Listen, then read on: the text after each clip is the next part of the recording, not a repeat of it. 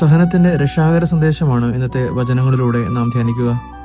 സ്വർഗത്തിലേക്കുള്ള വഴി ഇടുങ്ങിയതും ഞെരുക്കമുള്ളതും കല്ലും മുള്ളും നിറഞ്ഞതുമായ വഴിയാണ്. ഈ വഴിയെ പോകുവാൻ അധികം ആരും തന്നെ ഉണ്ടായിരിക്കുകയില്ല. നോമ്പുകാലത്തിലൂടെ കടന്നു പോകുമ്പോൾ നമുക്ക് ഒരു കാര്യം ചിന്തിക്കാം.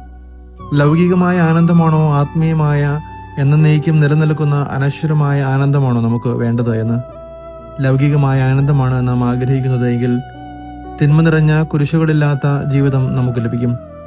എന്നാൽ അവസാനമോ നിത്യ നരകവും. അനശ്വരമായ ആനന്ദമാണ് എങ്കിൽ സഹനങ്ങൾ നിറഞ്ഞ ജീവിതമായിരിക്കും. എന്നാൽ അവസാനം നിത്യജീവനും ദൈവത്തോടൊത്തുള്ള വാസവും. ഏത് വേണമെന്ന് നമുക്ക് ചിന്തിക്കാം, തീരുമാനമെടുക്കാം.